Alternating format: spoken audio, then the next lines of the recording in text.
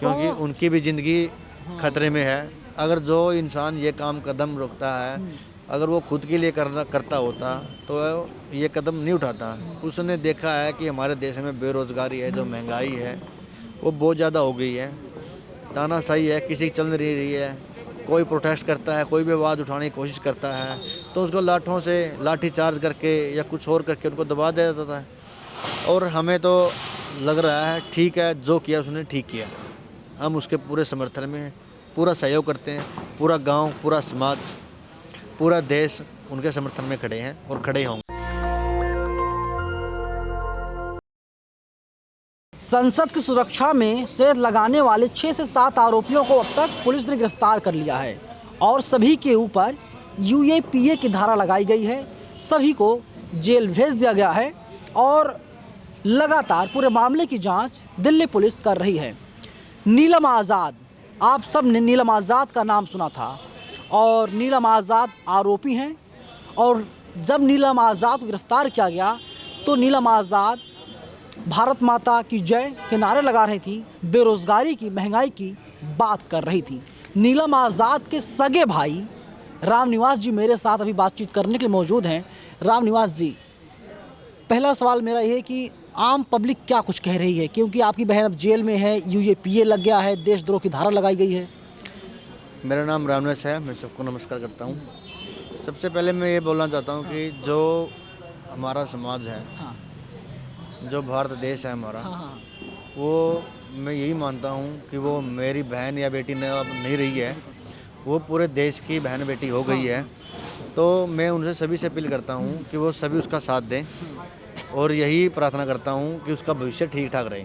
जो ये 5 या 6 बोल रहे हैं, जो इन्होंने बोला कि यूएपी धारा लगाई है इन पे, अगर इनके आप पीछे से कुछ भी कुंडली निकाल के देखोगे तो इनका कोई भी क्रिमिनल बैकग्राउंड नहीं है, किसी का भी नहीं है। इन्होंने सिर्फ ये छात्र हैं, जो इन्होंने मुद्दे उठाए हैं वो इनके अकेले के नहीं हैं, वो पूरे देश के मुद्दे उठाए हैं। बेरोज़गारी है, महंगाई है, जो तानाशाही है चल रही है, ये सभी को पता है कि उन्होंने सिर्फ इनके मुद्दे हैं नहीं है, ये सारे देश के मुद्दे हैं, सारे देश के मुद्दे उठाए उन्होंने। लेकिन संसद में ऐसे घुसना, सेंध लगाना ठीक नहीं है ना। ये तो हम भी बोल रहे हैं, जो नया प्रणाली है हमें उन पे पूरा विश्वास है, वो उनके हिसाब से तहकीकात करें, हमें कोई ऑब्जेक्शन नहीं है, ठीक है। लेकिन जो उन्होंने यूएपीए लगाई है, स्टूडेंट है, देश का भविष्य है, तो इनको थोड़ा ध्यान में रख के तो वो करना पड़ेगा ना, फैसला लेना बहन के पड़ेगा। बारे में, नीलम आज़ाद के बारे में ज़रा दर्शकों को बताइए, कैसी थी, कितनी पढ़ाई उन्होंने कर रखी थी, क्या बनना चाहती थी? उन्होंने MA, MPhil, BEd, CTET, STET, NET इनका क्वालिफाइड था और वो उन्होंने पहले यूपीएससी की तैयारी की। फिर ये जो कोरोना काल चल रहा था तो उसमें उसके अटैम्प्ट चले गए थे, 2 साल जो चला था उसमें कुछ भी ना हो पाया था, तो उसमें वो चले गए थे। फिर उसने अब ये जो उसका जो एचटेट का था वो भी, हाँ हरियाणा टेट, वो भी एक्सपायर हो गया था उसका, तो उसने 2 का पता नहीं 3 का पेपर था इसका, तो वो भी दोबारा दिया उन्होंने। और अब एचपीएससी की तैयारी कर रही थी वो, और हिसार में स्टडी कर रही थी। ऐसी कोई बात नहीं थी। हमें अगर पता होता कि ये बात है, ये कोई घटना घटने वाली है, ये कोई काम करने वाले हैं, तो हम उनको आने भी नहीं देते, क्योंकि हमने तो सारी कमाई लगा के, ज़िंदगी पूंजी लगा के, हमने सिर्फ उसकी पढ़ाई पे ध्यान दिया है। उसको पढ़ाने के लिए मैं खुद 12 करके मैं काम करने लग गया था कि मेरी बहन आगे पढ़ सके, ताकि मैं उनको पढ़ा सकूँ। मेरे पिताजी है जो मजदूर हैं, मैं भी मजदूरी करता हूँ। घर में कितने लोग हैं आपके? घर में मेरे 2 बहन हैं, 2 भाई हैं हम, मेरी वाइफ है, मेरे भाई की वाइफ है, 2 बच्चियाँ मेरी हैं, मेरे माँ है, मेरे पिताजी हैं और 2 भाई की बच्चियाँ हैं। नीलम आज़ाद कितने साल की थी? क्योंकि लोग कह रहे हैं कि 42 साल की थी। 42 साल में कौन पढ़ाई लिखाई करता है? नहीं, उसकी डेट ऑफ बर्थ 1988 की है। मैंने जो ईडी की टीम आई थी, तलाशी लेने के लिए आई थी, जांच अधिकारी जो दिल्ली से गई थी, उनके पास उनका बाकायदा पैन कार्ड, आधार कार्ड सब कुछ है। और मैं मीडिया को अभी भी दिखा सकता हूं कि उसका आधार कार्ड भी अभी भी मेरे फ़ोन में है, कॉपी है, मैं दिखा सकता हूं कि उनकी डेट ऑफ बर्थ कितनी है। अगर एक बार आप दिखा सकते हैं, कम से कम यकीन हो जाएगा लोगों को कि नीलम आज़ाद 42 साल की नहीं थी। उनकी उम्र 37-38 साल थी, 36 साल थी, और वो चाहती थी कि देश के लिए कुछ किया जाए, पढ़ाई लिखाई किया जाए, डीएम, एसडीएम, आईएएस, आईपीएस बने, क्योंकि जैसे उनके भाई बता रहे नाम निवास की वो यूपीएससी तैयारी कर रही थी, उनका अटेम्प्ट चला गया था। हाँ, देख लो, ये रहा ये है उनका आधार कार्ड है, नीलम ये देवी। 1986 की डेट ऑफ बर्थ है इनकी। 5 जुलाई 5/7 1986। 86 86 डेट ऑफ बर्थ है। और वो बोल रहे हैं कि 42 साल है, 45 साल है। और मैं तो ये मानता हूँ कि शिक्षा की कोई उम्र नहीं होती, वो किसी भी उम्र का है, चाहे वो 80 साल का, चाहे 85 साल का, चाहे 75 साल का है। शिक्षा का अधिकार सभी को, कोई भी पढ़ सकता, किसी उम्र में पढ़ सकता है। किस कैटेगरी से आते हैं आप? हम आपकी ओबीसी आते हैं, ओबीसी। ओबीसी से। क्या आपको लग रहा है कि ओबीसी होने की सज़ा दी जा रही है, आवाज़ उठाने की सज़ा दी जा रही है? नहीं, ऐसी कोई बात नहीं है। मेरा गांव, मेरा जो देश है, वो हमें पता है, उनको ही पता है कि छात्रों ने, जो स्टूडेंट हैं, इन्होंने कोई गलत काम नहीं किया है, सबको पता है। लेकिन उनकी आवाज़ उठेगी और बहुत ज़ोर से उठेगी, ये हमें भी पता है, हमारा विश्वास है। ये पूरे देश की जनता से भी हमारी यही अपील है कि आप उनका सहयोग करें, उनका साथ दो, ताकि उनका भी आगे भविष्य में फ्यूचर सिक्योर हो सके, क्योंकि उनकी भी ज़िंदगी खतरे में है। अगर जो इंसान ये काम कदम रोकता है, अगर वो खुद के लिए करता होता तो ये कदम नहीं उठाता। उसने देखा है कि हमारे देश में बेरोज़गारी है, जो महंगाई है वो बहुत ज़्यादा हो गई है, तानाशाही है, किसी की चल नहीं रही है। कोई प्रोटेस्ट करता है, कोई भी आवाज़ उठाने की कोशिश करता है तो उसको लाठों से लाठी चार्ज करके या कुछ और करके उनको दबा दिया जाता है, किसी की आवाज़ उठने नहीं देते। किसानों को देख लो आप, 13 महीने में उन्होंने ये एक्सेप्ट किया है कि ये कानून गलत है, तो ये तो स्टूडेंट है। अच्छा, नीलम आज़ाद पढ़ाई लिखाई कर रही थी, सबसे ज़्यादा किस किताब को, किस राइटर की बुक को पढ़ना पसंद करती थी?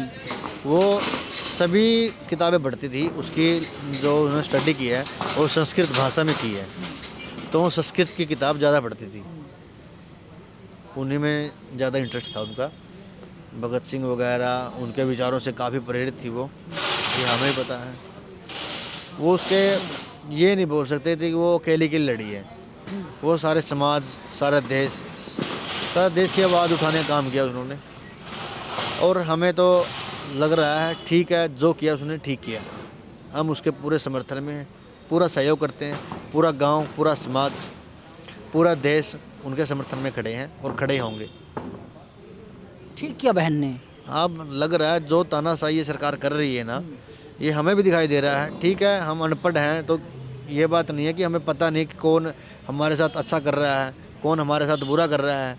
मैंने बीजेपी को 2 बार बीजेपी को वोट दिया है। मैं आने वाला था उसी पर। पसंदीदा नेता कौन है? मेरा पसंदीदा नेता मोदी जी हैं।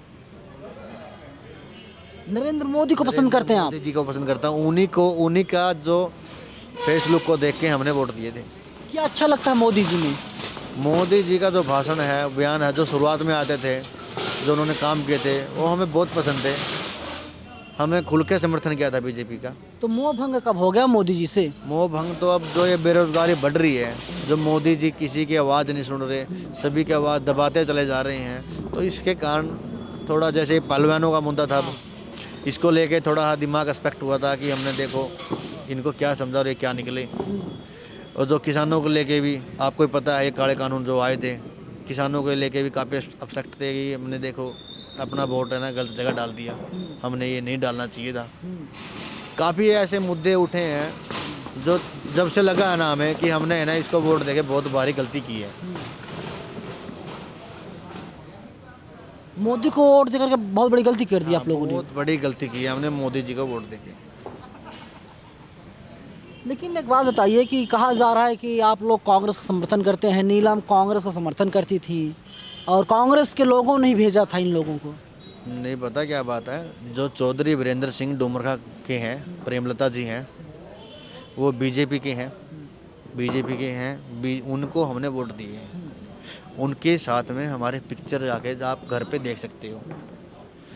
जब पहले वो कांग्रेस में थे तो तब भी हम उनको वोट देते थे, और जब वो बीजेपी में आए ना, तो सबसे पहले गांव में सबसे ज़्यादा खुल के समर्थन शुरुआत में हमने किया था कि हम मोदी जी के साथ खड़े हैं। और जो अब ये देख रहे हैं हम, जो इनकी रणनीति देख रहे हैं, तो इससे हमें पता चल गया कि हमारा वोट गलत जगह गया है। 14 से आप लोग कट्टर भाजपाई हो? हाँ, ठीक। कट्टर वाजपेयी है। गांव में जाके आप पता कर सकते हो। लेकिन बहुत बड़ी चूक मानी जा रही है। हमसे बहुत बड़ी चूक होगी, हमने वोट दे दी है, हमने वोट गलत दे दी है। आपके साथ लोग खड़े हैं हाँ, हमारे क्योंकि सरकार ने, पुलिस ने बता दिया कि देशद्रोही हैं पूनम आज़ाद, और इसीलिए उनको जेल भेजा गया, यूएपीए इसलिए लगाया गया। उनके लिए तो किसान भी देशद्रोही थे। वो तो किसानों को भी आतंकवादी बता रहे थे, वो तो पहलवानों को भी आतंकवादी बताते हैं। जो भी इनके खिलाफ, इस सरकार के खिलाफ आवाज़ उठाता है, मेरा खुद का नहीं पता है कल मेरे को ना बंद कर दे। मैं खुद विश्वास नहीं करता कि कल को मेरे को ना जेल भेज दे। जो भी इनके खिलाफ, इनकी सरकार के खिलाफ आवाज़ उठाता है, वो सभी देशद्रोही हैं, सभी आतंकवादी हैं। चाहे आप है, चाहे मैं हूँ, चाहे किसान है, चाहे मजदूर है, चाहे कोई भी है, सभी आतंकवादी हैं। लोग ताने नहीं दे रहे हैं कि अरे राव निवास, आपकी बहन तो जेल में बंद है, यूएपीए लग गया है उसके ऊपर? नहीं, ऐसी कोई बात नहीं है। गांव में सभी आते हैं, मिल के जाते हैं। पहले तो मेरे घर में 5 कप चाय के बनते थे, अब 50 बनते हैं। हमें तो खुशी है कि हमारी बहन ने बहुत अच्छा काम किया है, हम उसके साथ खड़े हैं। अपनी आवाज़ उठाना, जब ये इनको ज्ञापन सौंपते हैं, इनके पास जाते हैं, इनको पत्र लिखते हैं, तब इनको ये सोचना चाहिए ना कि भाई हमारे जो युवाओं की है आवाज़ है, जो हमारे आने लग रही है कि हमें रोज़गार दो, तभी सुननी चाहिए थी इनको। ये संसद वाला करने की ज़रूरत नहीं थी। इनकी जो कान खोलने का काम नीलम आज़ाद और उसके साथियों ने किया है, ये मैं उसका खुल के समर्थन करता हूँ, खुल के सपोर्ट करता हूँ। चाहे मेरे को कल जेल हो जाए, मेरे को कोई वो नहीं है, कोई दिक्कत नहीं है, मैं इनका खुल के समर्थन करता हूँ। राहुल गांधी का बयान सामने है। राहुल गांधी ने कहा कि हम खड़े हैं इन लोगों के साथ में।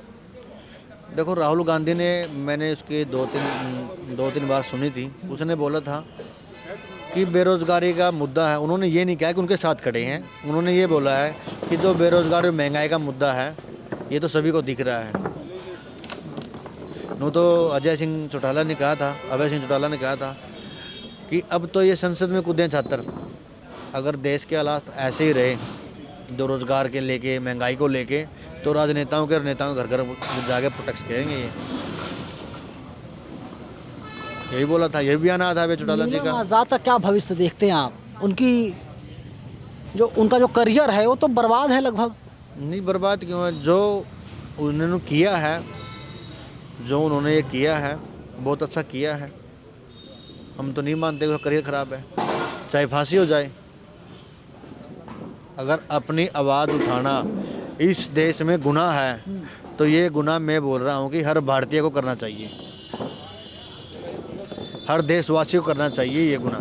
बहुत बड़ी बात आप ऑन कैमरा बोल रहे हैं। हाँ। सब कुछ रिकॉर्ड हो रही चीज़ें। कोई दिक्कत नहीं, मैं यही बोल रहा हूँ कि जो भारतीय आवाज़ उठाएगा, अगर उस पर यूएपी लगा दी जाएगी, उसको आतंकवादी घोषित कर दिया जाएगा, इसका मतलब क्या समझते हैं? उनकी आवाज़ को दबाने की कोशिश की रही है, उनकी आवाज़ को दबाया जा रहा है। पहलवानों को मुद्दा को लेकर देख लो, कोई भी कुछ नहीं आया है। जो एक बात मैं बोलना चाहता हूँ कि जो एमपी ने इनको पास मुहैया करवाए थे, उन पे तो कोई ऑब्जेक्शन नहीं किया उन्होंने। अच्छा, हाँ, मैं उसी पर आता। मैं सोच रहा था कि हम लोग सीढ़ी चढ़े एक एक करके, लेकिन अब आप बताइए कैसे बीजेपी सांसद तक कैसे पहुँचे लोग, प्रताप सिम्हा तक? नहीं, मेरे को सिर्फ ये पता है कि वो, जब मैं न्यूज़ सुन रहा था, मैं तो जानता भी नहीं उनको भी कौन है। आप नाम बता रहे हो बीजेपी सांसद सिम्हा, प्रताप सिम्हा। मैंने उसका नाम भी नहीं पता, मैंने तो उसका कभी जिक्र भी नहीं सुना अपने। तो मैं ये बात बोलना चाह रहा हूँ कि अगर वो आतंकवादी हैं, वो अपराधी हैं, तो सबसे बड़ा अपराधी तो वो है। पास मुहैया तो उन्होंने करवाए थे। उन्होंने भी तो किसी बेस पे, कोई जान पहचान पे, किसी बेस पे, तो किसी मुद्दे पे उनको पास मुहैया करवाए थे, तो उस पर एक्शन क्यों नहीं लिया सरकार ने? मैं तभी बोल रहा हूँ कि न्याय प्रणाली का जो सिस्टम है ना, वो ख़राब हो चुका है। मेरे को अपनी बहन से मिलने नहीं दिया जा रहा है, FIR कॉपी नहीं देने जा रहे हैं, मैं अर्जी लगाए जा रहा हूँ। ये कानून प्रणाली थोड़ी है। किस जेल में बंद है आपकी बहन? जेल में पता नहीं, मेरे को तो आज कोर्ट में उनकी तारीख थी, आज देखा मैंने। किस कोर्ट में? नीलम को। किस कोर्ट में, किस अदालत में? इसमें पटियाला हाउस में। कुछ बातचीत हो पाई? नहीं, बातचीत नहीं होने दे, मिलने नहीं दे रहे, बोलने भी नहीं दे रहे। ये तो मेरा राइट बनता ना कि वो मेरी सिस्टर है, मेरे को मिलने दिया जाए, मेरे परिवार से मिलने दिया जाए। मम्मी पापा क्या कहना है? मम्मी पापा भी ये बोल रहे हैं कि मिलवा दो हमें अपनी बेटी से। बेटी ने जो किया सही क्या गलत किया, मम्मी पापा क्या कहना है? नहीं, मम्मी पापा बोल रहे हैं कि इतनी पढ़ा लिखा के अगर हमारे पास पैसे होते रिश्वत देने के लिए, किसी की अप्रोच होती तो वो नौकरी लग जाती। इतनी आप समझदार हो, इतनी डिग्री होने के बावजूद भी जिस बच्चे को रोजगार नहीं मिलेगा वो कुछ ना कुछ बड़ा कदम उठाने पे मजबूर होगा। और उसने ये सोचा कि ये परेशानी मेरी अकेले की नहीं है, ये पूरे देश की है, तो उन्होंने इस मुद्दे को उठा दिया। ये ललित झा वगैरह तमाम आरोपी हैं, कैसे सब लोग एकजुट हुए, एकमत हुए कि प्लान किया जाए? और खबर यहाँ तक आ रही थी कि लोगों ने प्लान किया था कि संसद के अंदर आत्मदाह करेंगे, खुद को आग लगाएंगे। वो तो हमें इस बात का पता नहीं, वो भी तो देख लो ना। अगर वो आपने सुनी है, न्यूज़ से सुनी है या किसी के अपने सूत्रों से पता चला है, अगर वो ये बोल रहे हैं कि हम आत्मदाह करेंगे, खुदकुशी करना कोई बच्चों का खेल नहीं है। जब इंसान बिल्कुल मजबूर हो जाता है, उसको कोई रास्ता दिखाई नहीं देता, तब ऐसे कदम उठाते हैं। वरना मैं मर के दिखा दूँ, मेरे से नहीं मरा जाएगा, आप मर के दिखा दो, नहीं मरा जाएगा। जब इंसान मजबूर हो जाता है, उसके पास कोई रास्ता नहीं बचता कि भाई अब तो सब खत्म हो गया है, करो या मरो। करो या मरो। उन्होंने देश के लिए कुछ अच्छा किया और मैं उसके समर्थन में खड़ा हूँ। नरेंद्र मोदी से क्या कुछ कहना चाहेंगे? देश के हुक्मरान हैं, प्रधानमंत्री हैं। नरेंद्र मोदी जी से मेरी यही अपील है कि उनको देशद्रोह की नज़र से ना देखा जाए, उनको स्टूडेंट की नज़र से देखा जाए। छात्र हैं, उनका भविष्य अब मोदी जी के हाथ में है। ये सबको पता है कि मोदी जी के हाथ में है जो कुछ भी है। अगर उनकी कोई ऐसी किसी को जान से मारने की किसी और ऐसी मनुस्मृति होती तो वो फायर स्टिक लेकर नहीं जाते। तो क्या लेकर जाते हैं? नहीं, मैं यही बोल रहा हूँ, अगर उनको यही बात है ना कि उनकी अगर पहले आवाज़ सुन लेते तो ये उनको इतना बड़ा कदम उठाने की ज़रूरत नहीं थी। उन्होंने बहुत यापन दिए हैं, महंगाई को लेके, बेरोज़गारी को लेके बहुत यापन दिए हैं, तो सरकार ने उनकी सुननी चाहिए थी ना। लेकिन बीजेपी कह रही है कि आपकी बहन आंदोलन जीवी, किसान आंदोलन में महिला पहलवान उनका आंदोलन हो रहा था, उसमें दिखाई दी, कई बार जंतर मंतर पर देखी गई, तो आंदोलन जीवी हो गई थी। वे चाहती थी कि संसद के अंदर जाकर के वहाँ पर आंदोलन करें। नहीं, किसान आंदोलन आपका, मेरा, इनका, किसी और का नहीं था, ये पूरे देश का आंदोलन था। अगर किसान ही मर जाएगा, जो हमारा पेट भरता है, तो फिर अकेला मोदी क्या कर लेगा? बताओ। मैं जब किसान ने गेहूं अन्न पैदा करना ही छोड़ देगा तो अकेला मोदी क्या कर लेगा? अकेला हम क्या कर लेंगे? भूखे मरेंगे। ये जो किसानों का जो मुद्दा था ना, वो अकेले किसानों को नहीं था, उनको ये पता था। अब किसान नहीं है, हर तबके में किसान है ना। किसान के साथ मजदूर भी थे, छात्र भी थे, सारे समाज, बहुजन समाज किसानों के साथ खड़ा था, पूरा देश किसानों के साथ खड़ा था, तब जाके ये आंदोलन सफल हुआ था। वरना 13 महीने में मोदी जी ने एक बार भी ये नहीं पूछा कि आप ऐसे क्यों कर रहे हो। पता आपको कितने मरे हैं किसान? उनके घर पे जा क्या बीतरी है? कभी जाके पूछा इन्होंने कि उन पे घर पे सब ठीक है, मर रहे हैं, भूखे हैं, या कुछ कर रहे हैं, नहीं कर रहे हैं? कभी जाके बेच लिया उनका? जो मर गए उनके बच्चों का क्या होगा? अगर किसी घर में एक बंदा कमाने वाला है और वो ही चला जाए तो आपको पता है ना परिवार की स्थिति क्या हो जाती है। रोड पे आके कटोरा लेके भीख मांगने वाली आती है। कभी आप लोगों को ऐसा नहीं लगा कि आपकी बहन आंदोलन जारी बिगड़ जाएगी, कुछ और कर लेगी? क्योंकि आप आजकल समाज में चीज़ चलती रहती है, नॉर्मल है। मेरी बहन बिगड़ने वाला तो है ना, ये सवाल ही नहीं पैदा होता। जो इतना पढ़ा लिखा बंदा ऐसी हरकत करता है, जो उन्होंने आवाज़ उठाई है, कोई अनपढ़ नहीं है, ग्रेजुएट है, हाई फाई ग्रेजुएट है, मेरे इलाके में, आसपास के इलाके में सबसे ज़्यादा पढ़ी लिखी है। और संस्कृत भाषा में उसने जितनी स्टडी करके ना, संस्कृत भाषा में कर रखी है। मेरे खुद गांव के आरोही स्कूल में ना संस्कृत के टीचर का पोस्ट खाली पड़ा है अभी भी। बताओ, आप बोल रहे हो ना आप काम कर रही है, बताओ बीजेपी सरकार कहाँ काम कर रही है? अगर इन पे कोई आवाज़ उठाता है, कोई मुद्दा बनाता है, कोई प्रोटेस्ट करता है, ये सभी को बोलते हैं आतंकवादी है। मोदी जी को कहा जा रहा है कि मोदी जी युग पुरुष हैं, आपको लगता है? वो तो है ना, सभी को पता है कि युग पुरुष हैं, सभी को तो पता है। और वैसे भी सभी को पता चल भी रहा है। किसानों को तो पता चल गया, मजदूरों को पता चल गया, पहलवानों को पता चल गया। और किसको बताओगे युग पुरुष हैं? सभी को तो पता चलने लग रहा है। जब किसी की आवाज़ ही नहीं उठेगी, किसी की सुनाई नहीं पड़ेगी, वह कौन क्या बोल रहा है, उनकी क्या अपेक्षा है, वो क्या चाहते हैं, उनकी क्या दिक्कत है, सभी को पता है युग पुरुष है। हमको पता है युग पुरुष है, हमें तो अभी पता चल गया युग पुरुष है। जब किसानों का आंदोलन हुआ था ना, तब हमें पता चल गया था कि युग पुरुष है, बहुत महान युग पुरुष है। फिर बाद में पहलवानों को आया, वो भी बहुत महान युग पुरुष है। अम्बाला में, आपको तो नहीं पता, पंचकुला में शायद है ना, पंचकुला में सरपंचों का जो हुआ था, पंचकुला में सरपंचों पे लाठीचार्ज हुआ, बहुत युग पुरुष का काम किया है उन्होंने। छोटा कौन है ये तो बताओ आप मेरे को। जो भी आवाज़ उठाता है उसे पे यूएपी लगाओ, आतंकवादी घोषित करो। इस देश में अगर जो आवाज़ उठाता है सभी आतंकवादी है, तो मोदी जी तो आतंकवादियों के लीडर है भी, वो तो देश के लीडर है, देश के पीएम है, तो आतंकवादियों के पीएम है। फिर आप इस बात का तो जवाब दो ना। किसानों को भी उन्होंने आतंकवादी बोला, आपने पता इस बात का, बोला कि नहीं बोला? किसानों को बोला, पहलवानों को बोला, सरपंचों को भी वहाँ पे पंचकुला में लाठीचार्ज हुए। ये मेरे को बता दो, जहाँ भी प्रोटेस्ट हुए हैं वो एक किसान, ये जो आंदोलन है किसानों वाला, सिर्फ ये सफल हुआ है। ऐसा कोई प्रोटेस्ट, कोई आंदोलन बता दो जो बिना लाठीचार्ज के मोदी जी ने सुलझाया हो इस सरकार ने। ऐसा एक ही भी बता दो आप। सिर्फ किसानों को, जो किसानों पे लगे हैं, बहुत लगे हैं। तो क्या आप सरकार से कहना चाहेंगे कि आपकी बहन जो है वो गलत थी, गलत तरीके से लगाने की कोशिश कर रही थी, गलत तरीके से आंदोलन कर रही थी, माफ़ी मांग करके आप मामले को ख़त्म कर दें?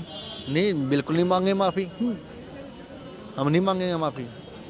हमने तो सोच लिया, हमारी बहन ने जो किया अच्छा किया। अगर देश के नाम पे अगर शहीद होगी ना, गुजर गई, उसको फांसी हो गई, तभी भी हमें कोई दुख नहीं होगा अभी तो। अगर मैं ये मान रहा हूँ, अगर किसी भी भारतीय को, अपने देश के नागरिक को अगर आवाज़ उठाने पे यूएपी लगती है, तो मैं बोल रहा हूँ बार बार, हर देशवासी को आवाज़ उठानी चाहिए, हर देशवासी को। क्या काम करते हैं आप? मैं दूध का काम करता हूँ, मजदूरी कर रहा हूँ। सबसे ज़्यादा घर में पढ़ा लिखा कौन? यही है, नीलम ही है। आपने कितनी पढ़ाई की है? 12। बड़े भाई छोटे भाई नीलम के? मैं छोटा भाई हूँ, सबसे छोटा हूँ मैं।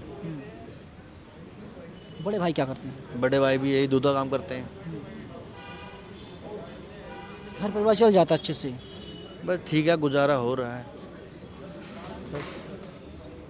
ऐसा नहीं लगता कि अगर आप लोगों को जेल भेज दिया जाता है तो जो घर में आप लोगों की वाइफ है उन लोगों को प्रॉब्लम होगी, बच्चों को प्रॉब्लम होगी? क्यों प्रॉब्लम होगी? मेरे को गांव नहीं है, देश नहीं है, समाज नहीं है, मैं जला जाऊँगा जेल में? उनको तो रोटी है ना, रोटी चाहिए उनको, कपड़ा तन ढकने के लिए कपड़ा चाहिए उनको। मैं मर जाऊँगा, मैं जेल चला जाऊँगा, तो मेरा परिवार है, मेरा गांव है, मेरा देश है, मेरा समाज है, वो तो संभालेंगे उनको। मैं चला जाऊँगा क्या? और मेरे परिवार में कोई भी नहीं है? सब कुछ है। जज साहब ने आज क्या कुछ कहा? जज साहब है ना, किसी की कोई नहीं सुनवाई कर रहा। मैंने 2 बार एप्लीकेशन दायर कर ली कि मैंने मेरी बहन से मिलना दिया जाए, कोई सबसे पहले तो ये बोल रही है, हम कैसे मान लें कि आप नीलम के भाई हो? बताओ मेरे को। मैंने आईडी लगा दी, फैमिली आईडी जो मोदी ने बनवाई थी ना, मोदी जी ने बनवाई थी, नरेंद्र मोदी ने, वो लगा दी, आधार कार्ड लगा दिया। और क्या मैं छाती पाड़ के दिखाऊंगा मैं हनुमान हूँ, मैं नीलम का भाई हूँ? बताओ मैं क्या प्रूफ दूँ? जो हमारे मोदी जी ने बोला कि आधार कार्ड है, ये आपकी पहचान है। फैमिली आईडी में आपको पता है, फैमिली आईडी चल रही है, सभी के उसमें नाम होते हैं, आधार कार्ड नंबर होते हैं। जब वो मैंने उनकी कॉपी लगा दी, अटेस्टेड करवा दी, एफिडेविट लगा दिया, फिर ये क्या कोई सवाल थोड़ी है ये कि मैं कैसे मान लूँ कि आप नीलम के भाई हो? कौन कह रहा है? जज साहिबा कह रही है। अब सुन लो आप इनकी नीतियों के, आप बोल रहे ना नीति नीति बोल रहे हो कि योगी जी युग पुरुष है। मेरे घर ईडी का छापा लगा। कब? अब जब नीलम अरेस्ट हुई थी उसके 2 दिन बाद 3 दिन बाद लगा था। मैंने उनका बोला, वो बोले कि हमें तलाशी लेनी है। मैंने बोला ये घर रहा, अब जहाँ से मर्जी जी करे वहाँ से आप तलाशी ले लीजिए, हमें कोई अप्रोच नहीं है, कोई ऑब्जेक्शन नहीं है, हम आपका पूरा सहयोग करेंगे। उन्होंने मेरे से ब्लैंक पेपर पे साइन क्यों मांगे बताओ आप मेरे को, बोलो। उन्होंने अगर मेरी सिस्टर, मेरी बहन अगर आतंकवादी है, देशद्रोह है, कुछ भी है, तो उन्होंने मेरे से ब्लैंक पेपर पे साइन मांगने की जरूरत क्या थी बताओ। घर से क्या मिला? घर से कुछ भी नहीं मिला, डॉक्यूमेंट बम, से बोले गोला बारूद, हथियार, असलहे। यार हम आतंकवादी थोड़ी हैं, मजदूर आदमी हैं, अपना काम करके पेट पाल रहे हैं। मजदूर गोला बारूद रखते। खजाना वगैरह रखे थे कुछ? क्या खजाना? हाँ खजाना अशरफी। कहाँ था, खजाना कहाँ था भाई। मैं तो बोल रहा हूँ कि यार मजदूरी का तो अपना काम चला रहे हैं। अब मैं दिल्ली आने लग रहा हूँ, तारीख पे पैसे मांग मांग के लेके आने लग रहा हूँ, दिए भाई 500, दिए भाई 1000। ट्रेन में आता हूँ मैं सुबह 4 वाली में, मेरे को ये पता है कि मेरा बैलेंस कितना है, फाइनेंशियल स्थिति क्या है मेरी। सुबह 4 बजे ट्रेन में आता हूँ मैं। जो मैं कमाता था, मेरा बाप कमाता था, मेरे पिताजी कमाते थे ना, हमने सारा जोर हमने नीलम को पढ़ाने में लगा दिया। फिर ये देखने के लिए मोदी जी उनको बोलेंगे, ये सरकार बोलेगी ये तो आतंकवादी हैं। अगर नौजवानों को रोजगार दोगे यहाँ पे तो कौन आवाज़ उठाएगा बताओ मेरे को। अगर नीलम को जिंदगी भर जेल में रहना पड़ जाए या फांसी की सज़ा सुनाई जाए, तैयार है? मंजूर सज़ा या माफ़ी? जो भगत सिंह थे, राजगुरु थे, सुखदेव थे, वो भी किसी के बच्चे थे। जब उनको फांसी हो गई थी तो उनके माँ बाप भी रहे थे ना, जीवित तो रहे थे, काम भी किया था, जिंदगी जी उन्होंने, हम भी जी लेंगे, कोई दिक्कत नहीं है। कोई दिक्कत नहीं है। हम ये मान रहे हैं हमारी बहन ने जो किया वो उसकी अकेली की आवाज़ नहीं है, वो पूरे देश की आवाज़ है। और पूरे देश को इकट्ठा होना पड़ेगा और जागरूक होना पड़ेगा कि वो जिसने नारेबाजी की है उन्होंने ठीक किया है। चलिए, नीलम आज़ाद के भाई हैं और फिलहाल नीलम आज़ाद जेल में बंद है और नीलम आज़ाद के भाई राम निवास साफ तौर पर यही कह रहे हैं कि उनकी बहन ने जो किया है वो सही किया है, जो भी कदम उठाया था सही उठाया था, और सिर्फ अपने लिए नहीं, देश के लिए, देशवासियों के लिए। और हो सकता है कि अगर उनकी बहन को फांसी भी हो जाए या पूरी ज़िंदगी जेल में बितानी पड़ जाए, फिर भी उसके लिए तैयार है, पूरा परिवार तैयार, पूरा समाज तैयार है, पूरा देश तैयार है। साफ तौर पर राम निवास ऐसा कह रहे हैं। आप लोग क्या सोचते हैं? कमेंट बॉक्स आपके लिए खुला हुआ है। पूरी बातचीत पर आप लोग हमें अपनी राय कमेंट बॉक्स में ज़रूर बताइएगा। नेशनल दस्तक की आपसे गुजारिश है कि अगर इसको बचाना चाहते हैं तो नेशनल दस्तक को सब्सक्राइब करने के लिए रेड कलर के सब्सक्राइब बटन को दबाएं, फिर बेल आइकन की घंटी दबाएं। नेशनल दस्तक को बचाने के लिए बहुत जरूरी है कि हर खबर को शेयर करें, लाइक करें, कमेंट जरूर करें।